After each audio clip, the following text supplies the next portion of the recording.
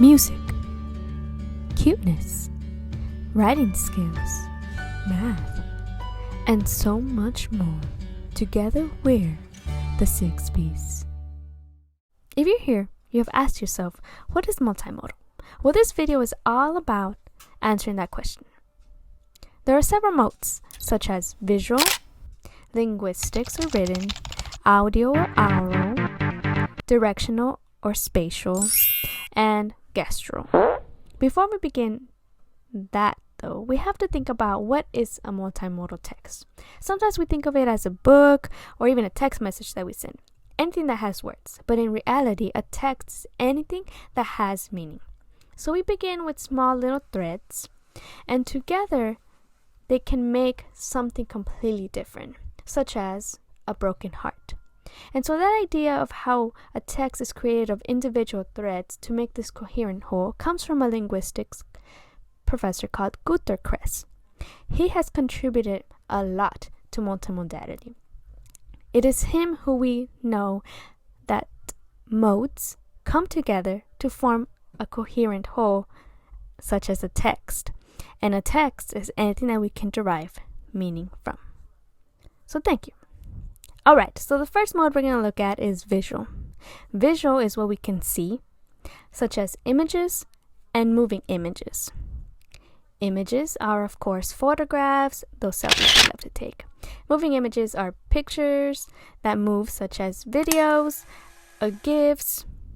And when we look at these, we have to look at several elements, such as color. So does something have color, or is something, let's say, black and white? And we do that to give the instance of something being vintage. The other element we have to think about is angles. Where are we standing when we're looking at something? Are we looking down up, such as looking at buildings to make them seem overpowering and menacing? Or are we looking down at a boat in the middle of the ocean to make it seem like we're the ones in power? The other element is shots. So shots is how much appears in a frame. So do we see an entire person from head to toe? Or do we have a zoomed in of a face to emphasize a particular feature? The next mode is spatial. If you're thinking about space, it kind of has to do with it because it's about how things are organized. The first element is proximity. So proximity is how close or far away things are. For example, if we think of a person at kissing distance, we know there's love in the air. Versus a couple who's at one end of the room and another end, there's some trouble there. Another element we have to think about is direction. Where's the text going? That contributes to layout. So if we think of how we read things from top to bottom and left to right. So that emphasizes the title at the top and then the text following. So next is organization. So how do we decide what idea to go where? We could also think about when we're putting together a wedding. Where do we want people to sit at?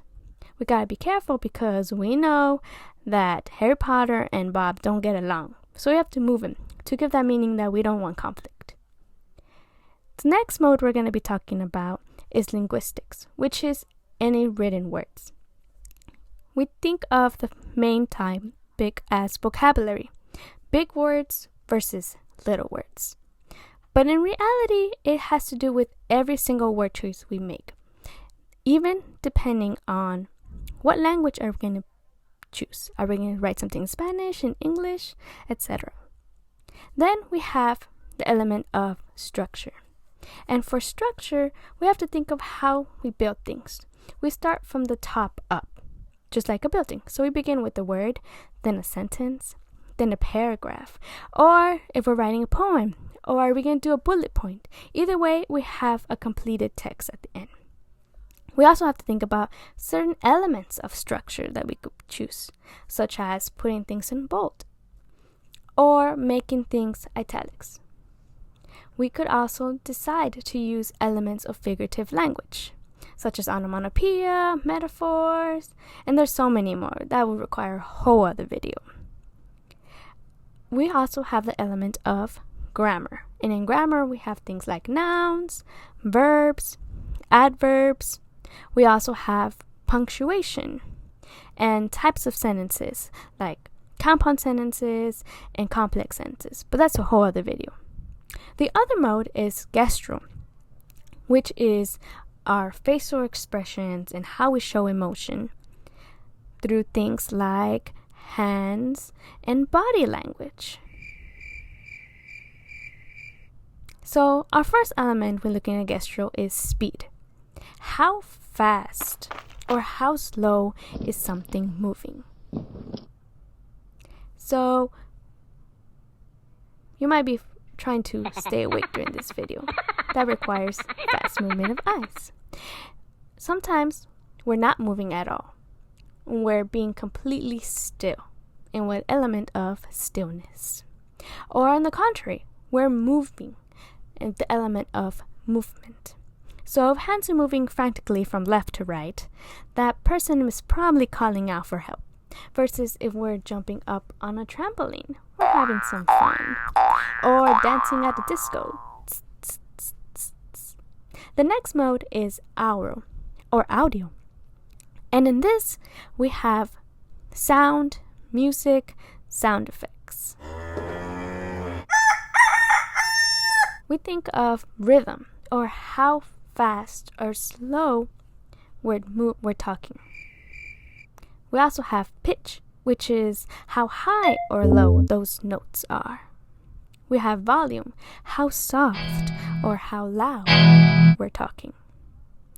Then there's the secret mode, that of ecology, the one that's not very well known. Ecology is how we connect to other people and other things around us. We could connect through technology or access to that technology, how we get food, how we connect to our environment. We connect through education. We connect in so many ways. And together, this is multimodality.